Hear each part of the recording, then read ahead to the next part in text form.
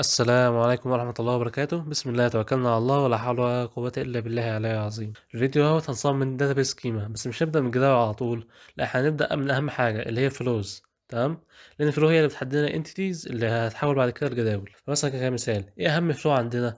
أهم فلو عندنا هو البيشنت بوكينج فلو، اللي هو فلو حجز المواعيد. فمثلا عندنا المريض بيختار الدكتور، بعدها بيختار وقت مناسب، وبعدها بيدخل بيانات، منها بيتم إنشاء الحجز. دلوقتي نسأل نفسنا سؤال: ايه الداتا اللي هي لازم تكون موجودة عشان الفلو دوت يكون يشتغل؟ لما نجاوب على السؤال دوت هنلاحظ ان اول حاجة موجودة هي الدكتور. لازم الدكتور يكون موجود، دي اول داتا موجودة. تمام، تاني واحدة هتكون البيشنت، لازم يكون في داتابيز موجوده للبيشنت عشان يحط البيانات بتاعته. تمام، تالت حاجه تكون الافيلابيلتي، اللي هي الوقت المتاح، الدكتور هيكون متاح في الوقت ده ولا لا. رابع حاجه واخر حاجه هتكون الابوينتمنتس، اللي هي هتكون احنا عايزين داتابيز تخزن الحجوزات كلها. فاحنا كده يعتبر لغايه دلوقتي طلعنا من فلو واحد 4 تيبلز، وفي تيبل 5 اللي هي تيبل اليوزرز، ديت هتكون موجوده بسبب ان الادمن محتاج يعمل لوجن.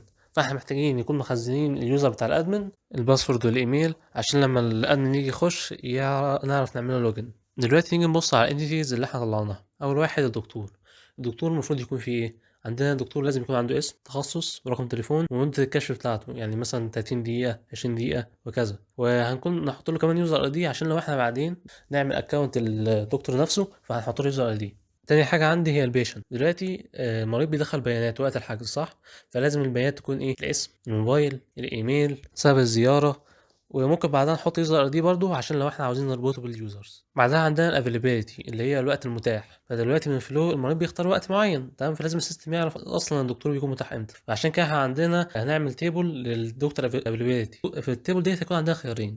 اول خيار اللي احنا هنخلي التيبل موجود فيها ايام الاسبوع، وقت البدء ووقت الانتهاء، بس دي هتسبب مشكله، ان انت لو عاوز مثلا تخلي وقت البدء والانتهاء لكل يوم من ايام الاسبوع مختلف، مش هتعرف، اصل هم كلهم متربطين مع بعض في نفس الرو. تمام.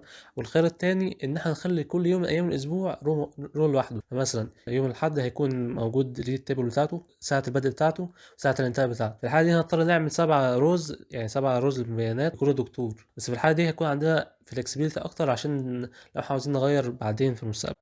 اخر انتيتي موجوده في الفلو هي الابوينتمنتس او الحجوزات. واحنا بناء على الفلو لازم الحجز يعرف مين المريض مع انه دكتور والحاله ايه. فعشان كده جدول الابوينتمنتس هيكون فيه البيشنت اي دي، دكتور اي دي، الابوينتمنت ستارت ات، الابوينتمنت اند ات، والستيتس. وطريقه عمل السكيما بسيطه. نبدا من الفلو، تمام، بنطلع منها الانتيتيز، اهم انتيتيز موجوده، وبعد كده بنحولها لجداول. فالسكيما النهائيه عندي هتكون ايه؟ اليوزرز، الدكتورز، البيشنتس، الافيلابيلتي بتاع الدكتور، والابوينتمنتس. ففي الخلاصه اهم خطوه في السكيما ديزاين انت تبص على الفلو. اصل الفلو هي عباره عن خطوات ان اليوزر بيعدي عليها عشان يوصل للهدف بتاعه، والخطوات ديت هنعرف نطلع البيانات المهمه واللازمه عشان يعرف يطلع التيبلز صح.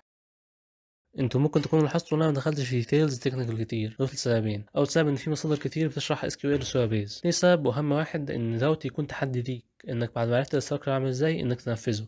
بس لو انت لسه محتاج تتعلم اس كيو ال او ازاي تتعامل مع سوى بيز، فانا سبت لينكات لكورسات فري في الديسكربشن. ولو نوع المحتوى دوت أثار اهتمامك ما تترددش تعمل سبسكرايب. أشوفكم في الفيديو اللي جاي، والسلام عليكم.